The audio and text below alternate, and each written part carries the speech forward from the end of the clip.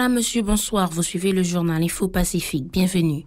À la une de l'actualité, vive tension dans la capitale mercredi suite à des mouvements de protestation contre l'insécurité permanente. Du 27 au 28 avril, au moins 4 cas de kidnapping connus ont été recensés à Port-au-Prince. Le Conseil de coordination de la Faculté des sciences humaines de l'UEH condamne l'enlèvement de l'étudiant Yuri Valéry Derival mardi soir. Des proches de l'ex-commissaire de police Manuel Orival dénoncent le rapt de ce dernier mardi soir dans son domicile. Il aurait été emmené à bord d'un véhicule officiel. Les membres du barreau de Port-au-Prince condamnent le silence des autorités de l'État sur l'assassinat du bâtonnier Montferrier d'Orval. Les étudiants de l'école normale supérieure continuent de réclamer justice pour leur collègue Grégory Saint-Hilaire, assassiné le 2 octobre 2020. Les organisations de droits humains n'arrivent toujours pas à s'entendre sur l'élection de Maître Edmé Rémy pour les représenter au CSPJ. L'ex-ministre du Commerce, Anne-Marie Colimon-Fétière, est décédée mardi soir en République dominicaine. Elle était âgée de 73 ans. Les élèves du lycée Jacques-Romain à Martissan ont foulé le pavé mercredi pour exiger des professeurs dans les salles de classe. Et à l'étranger, l'impact de la pandémie est énorme sur la santé au travail. À l'occasion de la Journée mondiale de la sécurité et de la santé au travail le 28 avril, le directeur de l'OIT a tiré la sonnette d'alarme. Voilà, madame, monsieur, ce qui fera l'essentiel de ce journal. Restez des nôtres, on vous revient après la pause. Si vous jugez que cette vidéo est intéressante, n'hésitez pas à liker et partager la vidéo. Et surtout, n'oubliez pas de vous abonner à cette chaîne et activer la cloche de notification pour ne pas louper aucune de nos vidéos. Le développement des titres, c'est maintenant. La situation était très tendue mercredi matin dans plusieurs endroits de la capitale où des citoyens brûlaient des pneus et entreposaient des branches d'arbres ainsi que d'autres débris sur la chaussée pour protester contre l'insécurité constante. À l'avenue John Brown, appelée Lalu, des bandits armés ont enlevé mercredi matin une mère et son enfant. Ils ont effectué des tirs nourris pour disperser des agents de l'ordre qui étaient dans les parages. Mardi soir, des malfrats ont kidnappé Yuri Valéry Derival, étudiant en sciences humaines à l'Université d'État, entre l'avenue Lamartinière et la rue Clermont. L'ex-commissaire de police Manuel Gaston Orival a été enlevé le même soir alors qu'il se trouvait dans sa résidence à l'avenue Nord-Alexis. Selon ses proches, les ravisseurs étaient à bord d'un véhicule ayant des plaques d'immatriculation officielles. À l'avenue Martin Luther King, à l'avenue John Brown, à l'avenue Charles Summer et autres endroits, des barricades de pneus enflammés, des pierres et d'autres débris étaient remarqués sur la chaussée. La situation automobile et les activités commerciales étaient sérieusement affectées par ce mouvement de tension. Des protestataires réclamaient la libération des otages et dénonçaient la complaisance des autorités avec les malfrats qui ne cessent de les terroriser. Le Conseil de coordination de la Faculté des sciences humaines de l'UEH condamne l'enlèvement de l'étudiant Yuri Valéry Derival mardi soir au niveau de l'avenue Lamartinière et Clermont. Cette structure exige la remise en liberté de l'étudiant finissant en psychologie exemplaire et discipliné, selon un communiqué portant la signature de Nora Brutus, responsable administrative, et Jérôme Paul-Eddy Lacoste, responsable académique. Les membres du barreau de Port-au-Prince condamnent le silence des autorités de l'État sur l'assassinat du bâtonnier Montferrier d'Orval. L'un des membres de cette structure, maître Isruik Théophin, se dit favorable à une enquête des organisations de droit international sur le dossier. Il invite le bâtonnat à respecter la date du 28 de chaque mois pour relancer le débat sur le meurtre de maître d'Orval. Écoutons-le au micro de Hirsch Rézil et Kessie Julien. Les responsables au niveau du tribunal de première instance de Port-au-Prince avaient diligenté une enquête pour éclaircir cette question. Malgré l'enquête a été diligentée, 8 mois après, aucune réponse n'a pas été donnée aux avocats, aux responsables des droits humains. Et sur cette base, nous, au niveau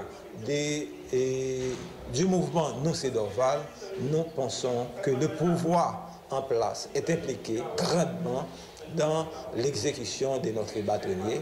L'ex-ministre du Commerce Anne-Marie Colimon-Fétière est décédée mardi soir en République dominicaine. Elle était âgée de 73 ans. Elle était ministre sous la présidence du défunt René Préval.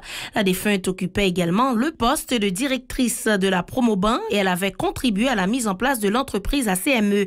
Anne-Marie Colimon-Fétière est la mère du sénateur Ralph Fétière. Le bureau du Sénat de la République a salué son départ et présenté ses sympathies à sa famille. Les étudiants de l'école normale supérieure continuent de réclamer justice pour leur camarade Grégory Saint-Hilaire assassiné par balle dans l'enceinte de l'établissement le 2 octobre 2020. Ils envisagent d'organiser certaines activités en vue d'honorer sa mémoire. Par ailleurs, ces étudiants s'insurgent contre la persistance de l'insécurité, notamment les cas de kidnapping qui n'écartent aucun secteur de la vie nationale. Écoutons l'un d'entre eux, Peggy Noël, au micro de Hirschrezi, les Kessi Julien. Nous avons un calendrier qui, à partir de vendredi 30 avril, qui a bien 3 parties. Donc, nous avons une partie et exposition photo Jean-Noël donc photo sous période dictature du Valéris donc et photo tout sous période dictature actuelle là, sous régime PHTK. Donc, ça c'est la première partie qui a commencé de 10h à 11h. Et puis, nous avons bien midi et pour 3h, conférence débat qui gagne pour thème Université et société. Université et société. Pour sa part, l'étudiant Ronald Hollis accuse les membres de la communauté internationale dans la situation critique du pays. Pour lui, les autorités sont restées les bras croisés face à la crise en raison du fait qu'elles bénéficient de l'appui des étrangers, particulièrement des États-Unis d'Amérique. Il en a profité pour réclamer la libération de son camarade de la faculté des sciences humaines, Yuri Valérie Derival. Nous avons constaté que nous avons une conjoncture qui est très difficile. Côté que l'insécurité à la taille banda et capable de garder l'insécurité à des niveaux. Premier niveau, c'est jeunes qui pouvoir utiliser aux armes pour empêcher la population de vaquer normalement avec occupation. Dans le deuxième niveau, nous sommes capables de garder cas de kidnapping qui n'a pas existé depuis quelques mois. Côté que, quel que soit couleur peau, quel que soit origine sociale, ou quel que soit niveau intellectuel, quel que soit type de monde ou pas épargné en vague kidnapping qu'a fait depuis quelques temps et dans la société. Et hier après-midi, ils ont kidnappé un étudiant, une demoiselle qui est dans la faculté des sciences humaines. Ça veut dire que le kidnapping est arrivé à un niveau tel que chaque monde est obligé, très prudent, via avec vague kidnapping qu'a fait dans le pays.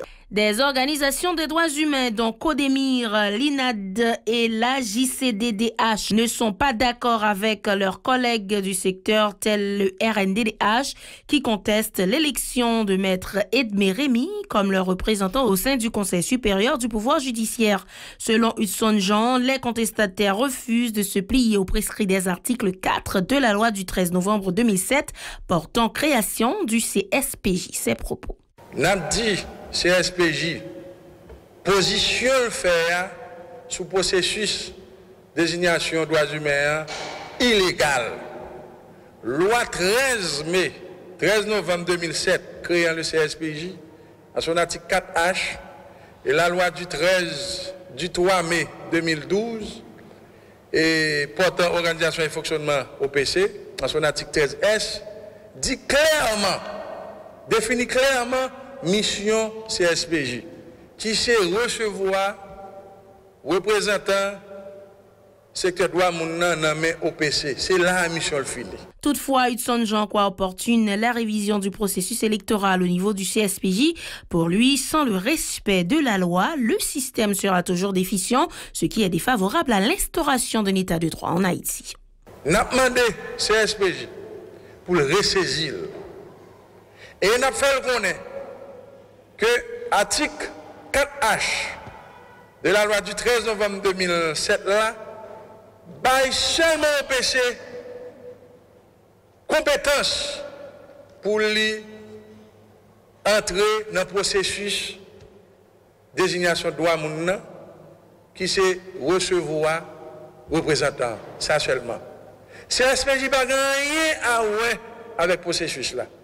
Nous demandons pour le ressaisir et nous demandons tout pour lui non seulement ressaisir, mais tout pour suspendre ou violer la loi qui crée CSPJ. L'activiste Jean-Charles Guerrier a indiqué que la tenue d'élections n'est pas possible au pays en raison du climat d'insécurité morbide. Selon lui, l'instabilité chronique a aussi engendré cet environnement malsain. Il en veut pour preuve les premiers ministres successifs du président de la République qui témoignent de l'absence d'un plan de développement global de l'équipe en place.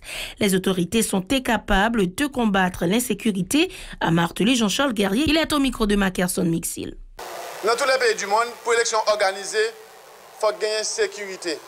Si pas gagner sécurité, le citoyen ne va pas se sentir confortable pour la voter.